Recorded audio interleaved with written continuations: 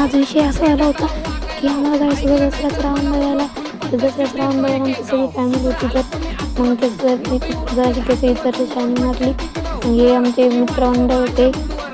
मित्रमंडळाला बाया करून आम्ही निघालो पुढं. हे बजाजनगर करत काय ते माणिक तिथं ते आणि तर माझी बहिणीचा परवा बड्डे तर बघत खूप आनंद म्हणजे मोठा देवीचं मंदिर आहे बघा किती छान दिसतंय. वाव.